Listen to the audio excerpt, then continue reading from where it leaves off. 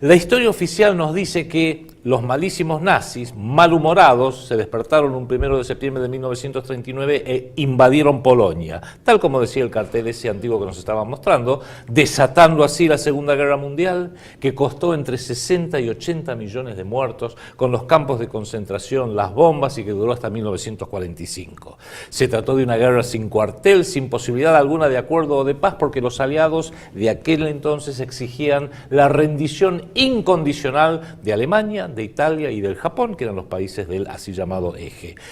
Efectivamente, en aquellos años se luchó, fue la mayor guerra de la historia de la humanidad. Se enfrentaron dos cosmovisiones absolutamente diferentes, intolerantes e irreconciliables. Una tenía que ganar completamente y la otra tenía que perder completamente, como efectivamente lo ocurrió. Tenían visiones distintas respecto de la moneda, respecto de la cultura, respecto de la política, respecto del trabajo. Especialmente las potencias del eje hacían del trabajo el eje de su ideario. Y bueno, los que ganaron evidentemente se quedaron con un botín muy importante, entre ellos el de escribir la historia y el quedarse con 100.000 patentes alemanas, por ejemplo, y llevarse a científicos como el señor von Braun, Werner von Braun, gracias a quien se llegó a la Luna. Pero yo digo, ¿por qué no probamos con una visión un poquito alternativa? ¿Hubo una Primera y Segunda Guerra Mundial, como nos dice la historia, o fue una gran guerra europea que empezó en 1914? Y terminó en 1945 con la derrota de toda Europa, no solamente de algunos países, y la victoria incondicional de Estados Unidos y la ex Unión Soviética. Yo creo que es esta segunda opción. Yo creo que vale la pena por lo menos analizar. A la distancia desde ahora, desde el siglo XXI, bien puede reescribirse la historia de la Segunda Guerra Mundial bajo este paradigma que acabas de mencionar. Porque fíjense que el mundo que tenemos hoy es el mundo absoluto y total que refleja el ideario de quienes fueron los aliados victoriosos, notablemente Estados Unidos, Gran Bretaña, la ex Unión Soviética y Francia y los países que los acompañaron. Pero fíjense una cosa, si vamos un poquito a las raíces de por qué hubo una Segunda Guerra Mundial, creo que es importante recordarlo, y viene al caso por ese titular que decía Alemania invade Polonia.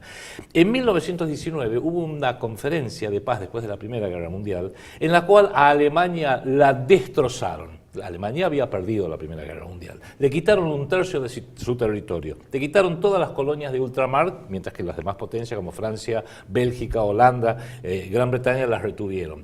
Alemania fue obligada a entregarle las provincias de Alsacia y Lorena a Francia, a entregarle el norte de Silesia a Dinamarca, a entregarle dos tramos también importantes a Bélgica, y muy importante, le tuvo que entregar Posania, Prusia y Silesia, no a Polonia, porque Polonia dejó de existir en 1797. Los aliados, que después de la Primera Guerra Mundial dijeron, vamos a redibujar el mapa de Europa, dijeron, che, acá sería bueno que hubiera un país nuevo. Entonces reflotaron después de casi 130 años a la antigua Polonia y la crearon, la reinventaron. ¿Esto dónde surgió? Eso fue en la conferencia de Versalles, el famoso Tratado de Versalles, que impuso la paz inicua contra las potencias perdedoras de la Primera Guerra Mundial, que prácticamente garantizaron que hubo luego una Segunda Guerra Mundial. Ojo con cómo te referís al Tratado de Versalles, porque nuestra presidenta hace menos de 10 días intentó en 2 ocasiones referirse al Tratado de Versalles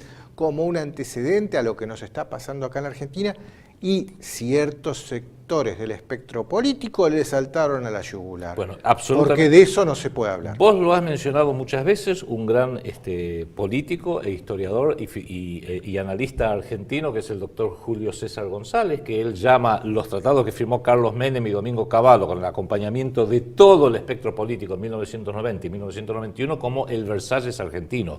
Lo hace haciendo alusión a este inicuo tratado de 1919, donde se reinventa Polonia con territorio alemán. Le quitan Prusia, que suena alemán, ¿no? Silesia y Poznania, ese es el nombre exacto.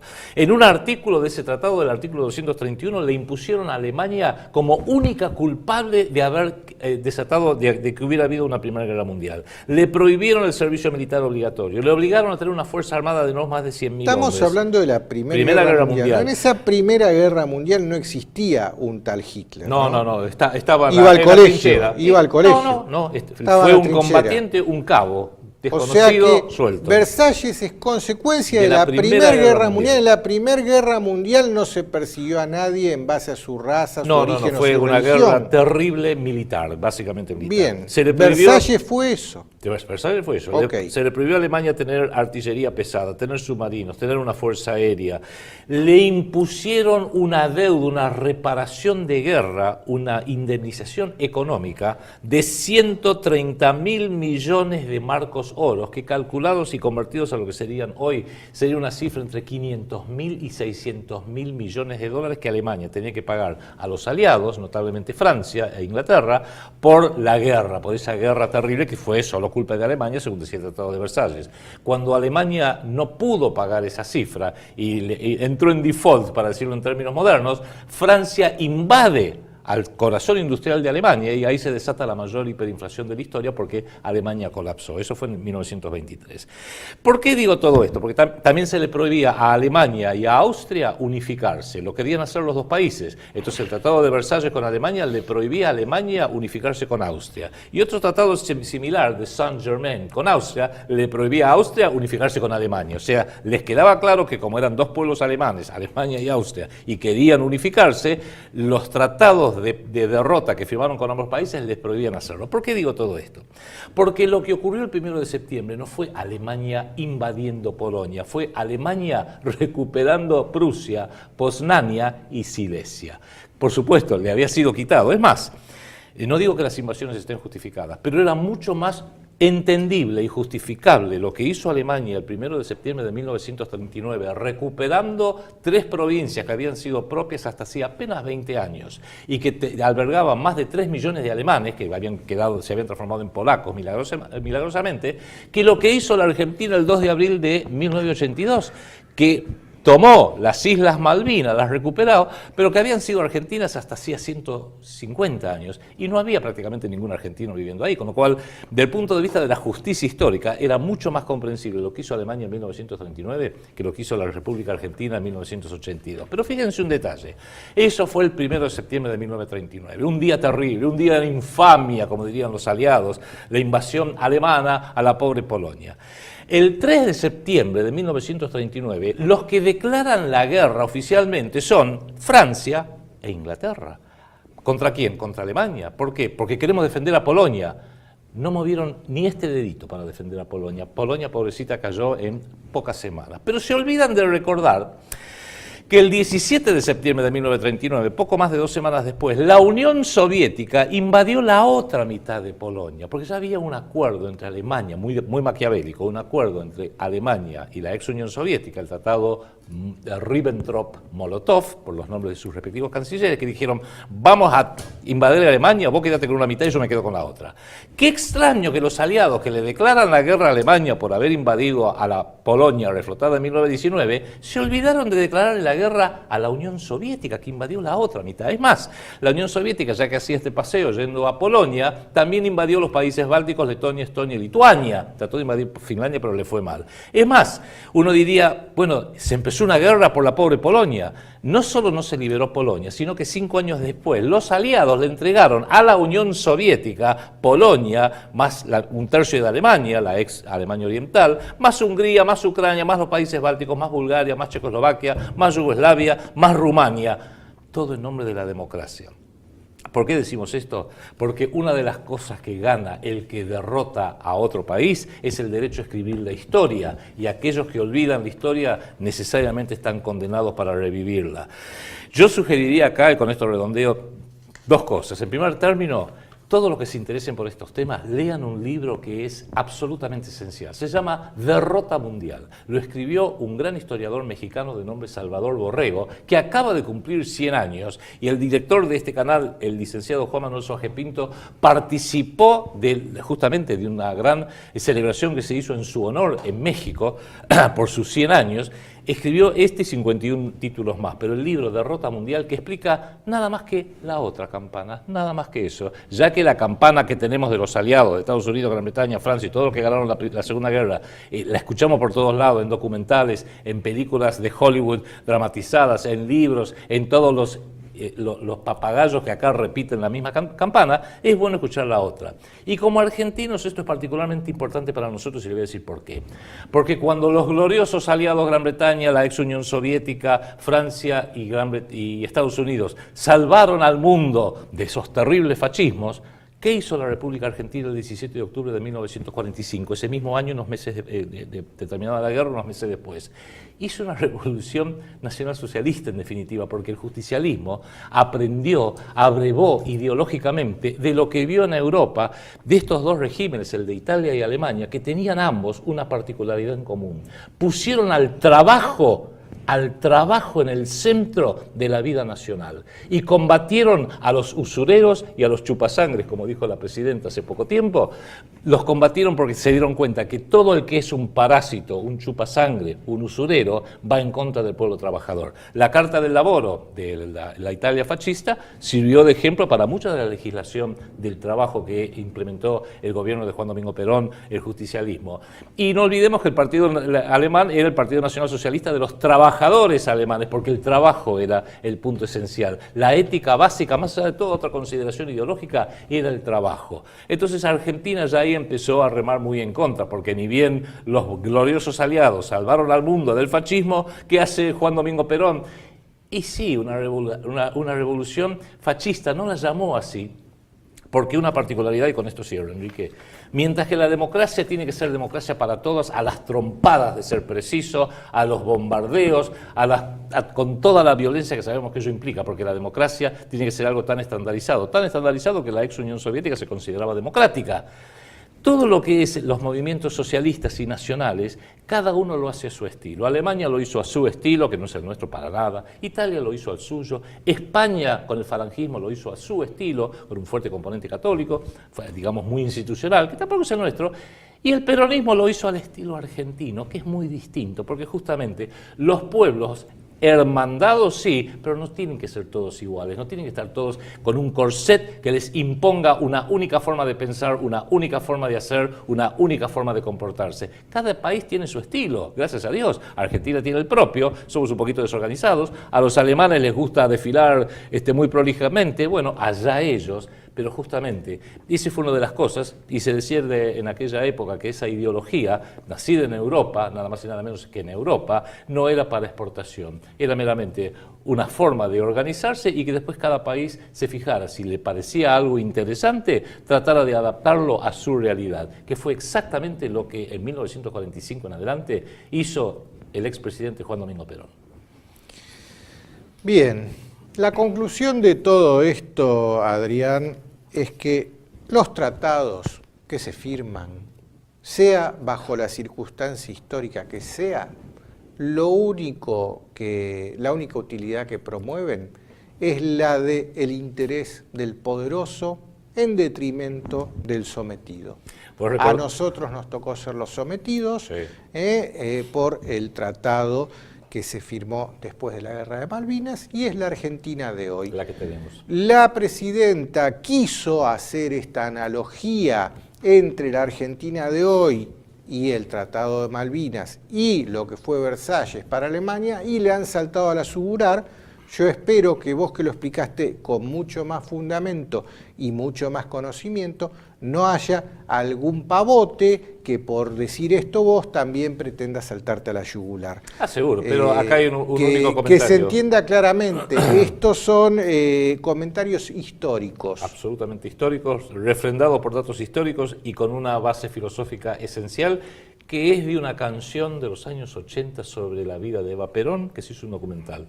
Si la historia la escriben los que ganan, eso quiere decir que hay otra historia. La verdadera historia, quien quiera oír, que oiga.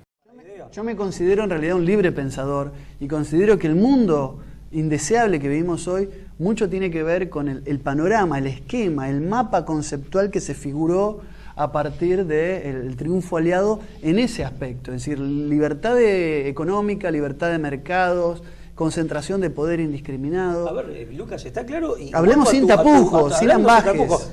Guste o no, creo que es una conclusión a la que forzosamente... Ellos fueron los responsables de reconfigurar el mundo. El mundo de hoy es el producto del 45.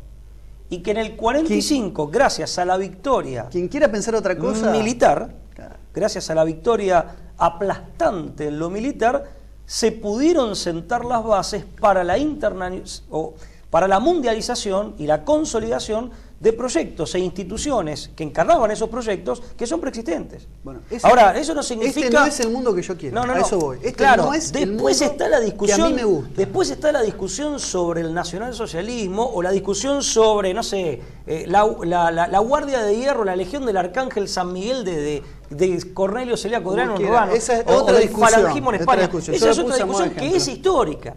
Pero lo que no nos debe tapar el bosque, y yo creo que es una... Yo me acuerdo de un hombre que ha fallecido hace poco, un hombre católico, un pensador argentino, Aníbal D'Angelo Rodríguez, a quien no tuve gusto de conocer personalmente, pero leí varios de sus escritos, sus artículos, un tipo que me parecía muy lúcido, tengo algunos de sus libros, he leído algunos de ellos. Él decía, ¿para qué sirve, digamos, para qué se manipula, se instrumentaliza, digamos, aviesamente la memoria histórica relativa al nacionalsocialismo, por ejemplo, y a la Segunda Guerra Mundial, incluso incorporándole mentiras o tergiversaciones? ¿Pero para qué sirve? ¿Por qué se hace? No se hace por la muerte. Porque sirve para tapar, porque en definitiva se trata de hablar de un cadáver político. Claro. Pero se lo sigue pateando y asusándolo como un fantasma, como si se tratara de un peligro real, a los efectos de no ver la problemática de hoy en día, o no verla con claridad, y a los efectos de deslindar responsabilidades. Porque lo cierto es que alguien tiene que responder por el mundo de porquería que tenemos hoy en día, independientemente de la discusión de cómo hubiera sido el mundo si el resultado de la Segunda Guerra Mundial hubiera sido otro. No fue otro, fue el que fue. Ahora, alguien tiene que responder por todo lo que ha venido sucediendo en los últimos 70 años, indistintamente de la otra, o independientemente de la otra discusión. Te agradezco porque no lo podría haber expresado mejor. La verdad es que interpretaste mi intención y mi idea y la profundizaste de manera claro, muy enjundiosa. Pablo.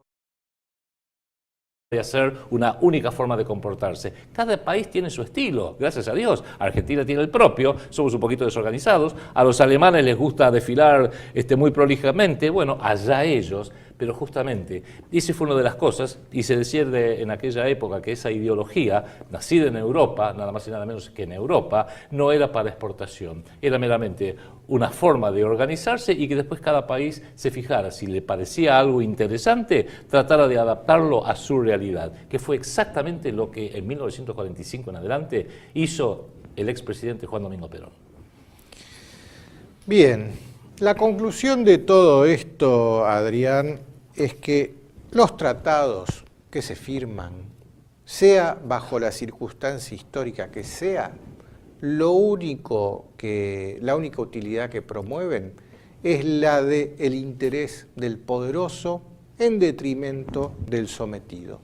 A nosotros nos tocó ser los sometidos por el tratado que se firmó después de la Guerra de Malvinas, y es la Argentina de hoy. La que tenemos. La presidenta quiso hacer esta analogía entre la Argentina de hoy y el Tratado de Malvinas y lo que fue Versalles para Alemania, y le han saltado a la yugular. Yo espero que vos, que lo explicaste con mucho más fundamento y mucho más conocimiento, no haya algún pavote que por decir esto vos también pretenda saltarte a la yugular. Seguro, pero acá hay un único comentario. Que se entienda claramente, estos son comentarios históricos. Absolutamente históricos, refrendados por datos históricos y con una base filosófica esencial, que es de una canción de los años 80 sobre la vida de Eva Perón, que se hizo un documental. Si la historia la escriben los que ganan, eso quiere decir que hay otra historia. La verdadera historia, quien quiera oír, que oiga.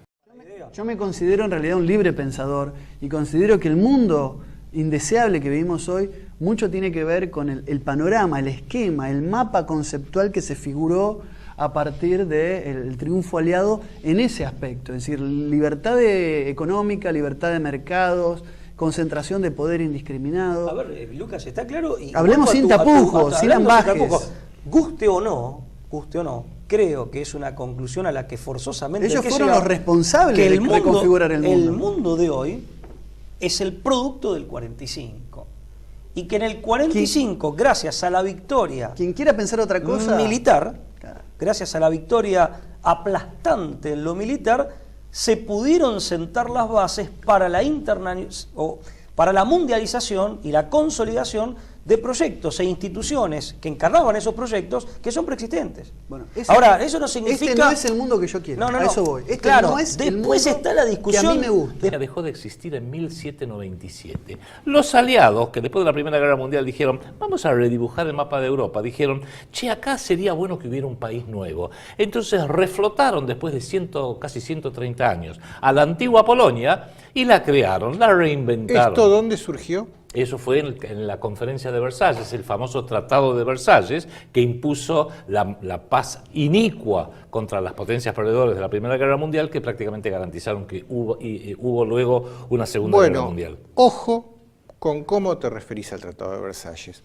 porque nuestra presidenta hace menos de 10 días intentó en 2 ocasiones referirse al Tratado de Versalles como un antecedente a lo que nos está pasando acá en la Argentina, y ciertos sectores del espectro político le saltaron a la yugular. Bueno, absolutamente. Porque de eso no se puede hablar. Vos lo has mencionado muchas veces, un gran político e historiador y analista argentino, que es el doctor Julio César González, que él llama los tratados que firmó Carlos Menem y Domingo Cavallo con el acompañamiento de todo el espectro político en 1990 y 1991 como el Versalles argentino. Lo hace haciendo alusión a este inicuo tratado de 1919, donde se reinventa Polonia con territorio alemán. Le quitan Prusia, que suena alemán, ¿no? Silesia y Poznania, ese es el nombre exacto. En un artículo de ese tratado, del artículo 231, le impusieron a Alemania como única culpable de haber desatado, de que hubiera habido una Primera Guerra Mundial. Le prohibieron el servicio militar obligatorio, le obligaron a tener una fuerza armada de no más de 100.000 hombres. Estamos hablando de la Primera Guerra Mundial. En esa Primera Guerra Mundial no existía un tal Hitler. No, estaba iba al colegio. No, fue un combatiente, un cabo desconocido, o sea que suelto. Versalles es consecuencia de la Primera Guerra Mundial. En la Primera Guerra Mundial no se persiguió a nadie en base a su raza, su origen o su religión. Fue una guerra terrible militar, básicamente militar. Bien, Versalles fue eso. Versalles fue eso. Okay. Se le prohibió a Alemania tener artillería pesada, tener submarinos, tener una fuerza aérea. Le impusieron una deuda, una reparación de guerra, una indemnización económica de 130.000 millones de marcos oros, que calculados y convertidos a lo que serían hoy, sería una cifra entre 500.000 y 600.000 millones de dólares que Alemania tenía que pagar a los aliados, notablemente Francia e Inglaterra, por la guerra, por esa guerra terrible que fue solo culpa de Alemania, según decía el Tratado de Versalles. Cuando Alemania no pudo pagar esa cifra y entró en default, para decirlo en términos modernos, Francia invade al corazón industrial de Alemania y ahí se desata la mayor hiperinflación de la historia porque Alemania colapsó. Eso fue en 1923. ¿Por qué digo todo esto? Porque también se le prohibía a Alemania y a Austria unificarse. Lo querían hacer los dos países. Entonces el Tratado de Versalles con Alemania le prohibía a Alemania unificarse con Austria. Y otro tratado similar de Saint-Germain con Austria le prohibía a Austria unificarse con Alemania. O sea, les quedaba claro que como eran dos pueblos alemanes, Alemania y Austria, y querían unificarse, los tratados de derrota que firmaron con ambos países les prohibían hacerlo. ¿Por qué digo todo esto? Porque lo que ocurrió el 1 de septiembre no fue Alemania invadiendo Polonia, fue Alemania recuperando Prusia, Poznania y Silesia. Por supuesto, le había sido quitado. Es más, no digo que las invasiones estén justificadas, pero era mucho más entendible y justificable lo que hizo Alemania el 1 de septiembre de 1939, recuperando 3 provincias que habían sido propias hasta hacía apenas 20 años y que albergaban más de 3 millones de alemanes que se habían transformado en polacos milagrosamente, que lo que hizo la Argentina el 2 de abril de 1982, que tomó las Islas Malvinas, las recuperó, pero que habían sido argentinas hasta hacía 150 años y no había prácticamente ningún argentino viviendo ahí, con lo cual, del punto de vista de la justicia histórica, era mucho más comprensible lo que hizo Alemania en 1939 que lo que hizo la República Argentina en 1982. Pero fíjense un detalle, eso fue el 1 de septiembre de 1939, un día terrible, un día de infamia, como dirían los aliados, la invasión alemana a la pobre Polonia. El 3 de septiembre de 1939, los que declaran la guerra oficialmente son Francia e Inglaterra. ¿Contra quién? Contra Alemania. ¿Por qué? Porque queremos defender a Polonia. No movieron ni este dedito para defender a Polonia. Polonia, pobrecita, cayó en pocas semanas. Pero se olvidan de recordar que el 17 de septiembre de 1939, poco más de 2 semanas después, la Unión Soviética invadió la otra mitad de Polonia, porque ya había un acuerdo entre Alemania, muy maquiavélico, un acuerdo entre Alemania y la ex Unión Soviética, el tratado Ribbentrop-Molotov, por los nombres de sus respectivos cancilleres, que dijeron, vamos a invadir Alemania, vos quédate con una mitad y yo me quedo con la otra. Qué extraño que los aliados que le declaran la guerra a Alemania por haber invadido a la Polonia reflotada en 1919, se olvidaron de declararle la guerra a la Unión Soviética, que invadió la otra mitad. Es más, la Unión Soviética, ya que hacía este paseo yendo a Polonia, también invadió los países bálticos, Letonia, Estonia y Lituania. Trató de invadir Finlandia, pero le fue mal. Es más, uno diría, bueno, se empezó una guerra por la pobre Polonia. No solo no se liberó Polonia, sino que 5 años después los aliados le entregaron a la Unión Soviética Polonia, más un tercio de Alemania, la ex Alemania Oriental, más Hungría, más Ucrania, más los países bálticos, más Bulgaria, más Checoslovaquia, más Yugoslavia, más Rumania. Todo en nombre de la democracia. ¿Por qué decimos esto? Porque una de las cosas que gana el que derrota a otro país es el derecho a escribir la historia, y aquellos que olvidan la historia necesariamente están condenados para revivirla. Yo sugeriría acá, y con esto redondeo, 2 cosas. En primer término, todos los que se interesen por esto. La historia oficial nos dice que los malísimos nazis, malhumorados, se despertaron un 1 de septiembre de 1939 e invadieron Polonia, tal como decía el cartel ese antiguo que nos estaban mostrando, desatando así la Segunda Guerra Mundial, que costó entre 60 y 80 millones de muertos, con los campos de concentración, las bombas, y que duró hasta 1945. Se trató de una guerra sin cuartel, sin posibilidad alguna de acuerdo o de paz, porque los aliados de aquel entonces exigían la rendición incondicional de Alemania, de Italia y del Japón, que eran los países del así llamado eje. Efectivamente, en aquellos años se luchó, fue la mayor guerra de la historia de la humanidad. Se enfrentaron 2 cosmovisiones absolutamente diferentes, intolerantes e irreconciliables. Una tenía que ganar completamente y la otra tenía que perder completamente, como efectivamente lo ocurrió. Tenían visiones distintas respecto de la moneda, respecto de la cultura, respecto de la política, respecto del trabajo. Especialmente las potencias del eje hacían del trabajo el eje de su ideario. Y bueno, los que ganaron evidentemente se quedaron con un botín muy importante, entre ellos el de escribir la historia y el quedarse con 100.000 patentes alemanas, por ejemplo, y llevarse a científicos como el señor von Braun, Werner von Braun, gracias a quien se llegó a la Luna. Pero yo digo, ¿por qué no probamos con una visión un poquito alternativa? ¿Hubo una Primera y Segunda Guerra Mundial, como nos dice la historia, o fue una gran guerra europea que empezó en 1914? Y terminó en 1945 con la derrota de toda Europa, no solamente de algunos países, y la victoria incondicional de Estados Unidos y la ex Unión Soviética. Yo creo que es esta segunda opción. Yo creo que vale la pena por lo menos analizar. A la distancia desde ahora, desde el siglo XXI, bien puede reescribirse la historia de la Segunda Guerra Mundial bajo este paradigma que acabas de mencionar. Porque fíjense que el mundo que tenemos hoy es el mundo absoluto y total que refleja el ideario de quienes fueron los aliados victoriosos, notablemente Estados Unidos, Gran Bretaña, la ex Unión Soviética y Francia y los países que los acompañaron. Pero fíjense una cosa, si vamos un poquito a las raíces de por qué hubo una Segunda Guerra Mundial, creo que es importante recordarlo, y viene al caso por ese titular que decía Alemania invade Polonia.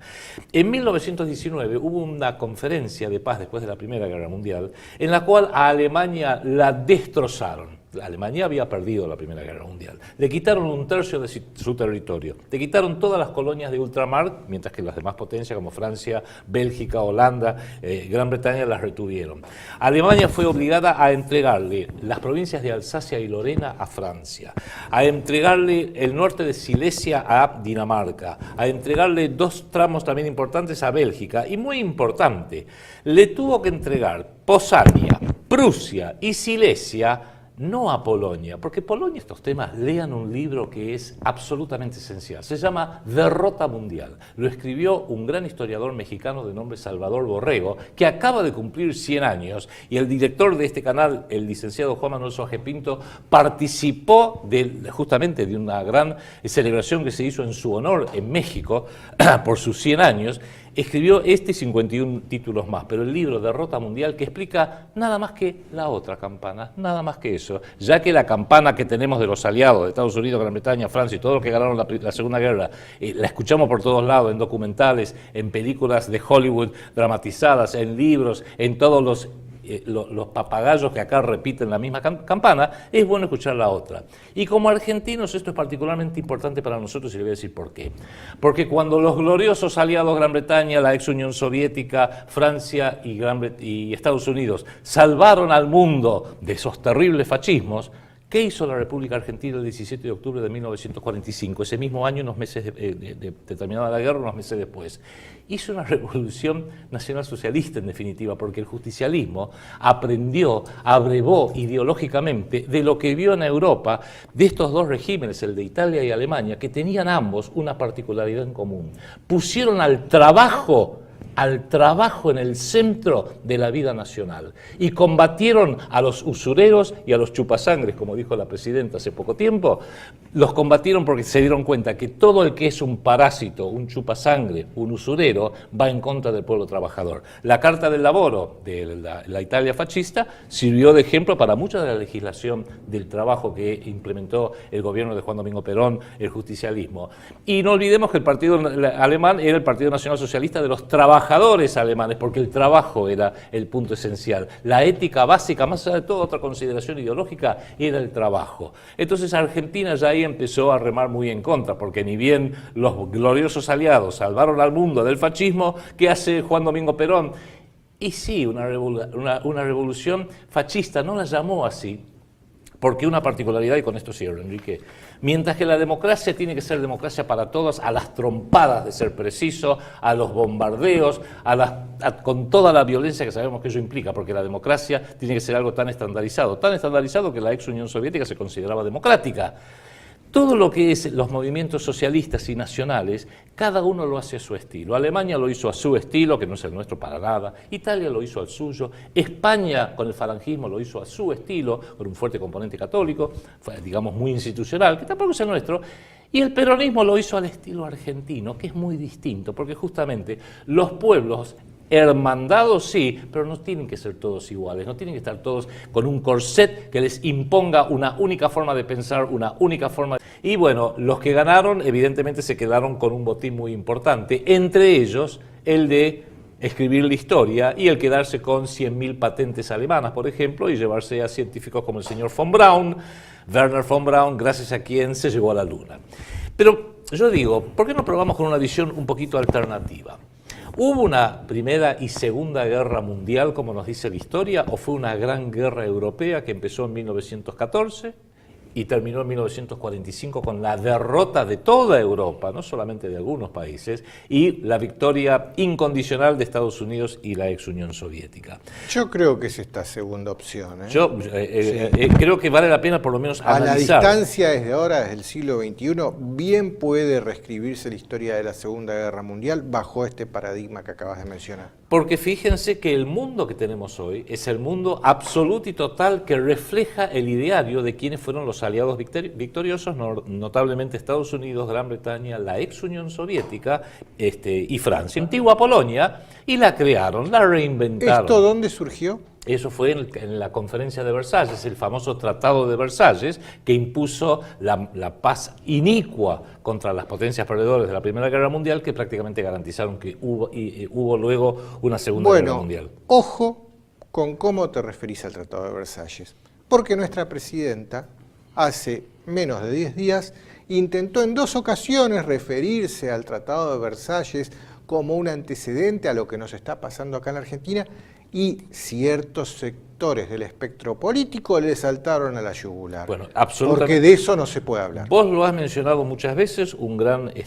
político e historiador y analista argentino, que es el doctor Julio César González, que él llama los tratados que firmó Carlos Menem y Domingo Cavallo con el acompañamiento de todo el espectro político en 1990 y 1991 como el Versalles argentino. Lo hace haciendo alusión a este inicuo tratado de 1919, donde se reinventa Polonia con territorio alemán, le quito. La historia oficial nos dice que los malísimos nazis, malhumorados, se despertaron un 1 de septiembre de 1939 e invadieron Polonia, tal como decía el cartel ese antiguo que nos estaban mostrando, desatando así la Segunda Guerra Mundial, que costó entre 60 y 80 millones de muertos, con los campos de concentración, las bombas, y que duró hasta 1945. Se trató de una guerra sin cuartel, sin posibilidad alguna de acuerdo o de paz, porque los aliados de aquel entonces exigían la rendición incondicional de Alemania, de Italia y del Japón, que eran los países del así llamado eje. Efectivamente, en aquellos años se luchó, fue la mayor guerra de la historia de la humanidad. Se enfrentaron dos cosmovisiones absolutamente diferentes, intolerantes e irreconciliables. Una tenía que ganar completamente y la otra tenía que perder completamente, como efectivamente lo ocurrió. Tenían visiones distintas respecto de la moneda, respecto de la cultura, respecto de la política, respecto del trabajo. Especialmente las potencias del eje hacían del trabajo el eje de su ideario. Tan Prusia, que suena alemán, ¿no? Silesia y Poznania, ese es el nombre exacto.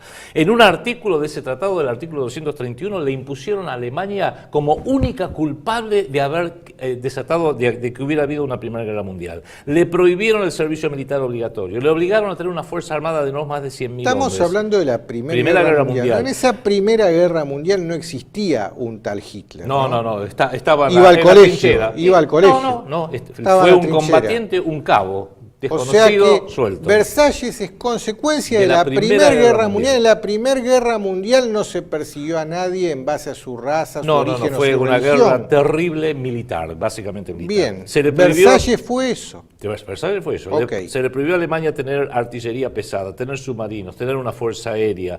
Le impusieron una deuda, una reparación de guerra, una indemnización económica de 130.000 millones de marcos oros, que calculados y convertidos a lo que serían hoy, sería una cifra entre los países que los acompañaron. Pero fíjense una cosa, si vamos un poquito a las raíces de por qué hubo una Segunda Guerra Mundial, creo que es importante recordarlo, y viene al caso por ese titular que decía Alemania invade Polonia.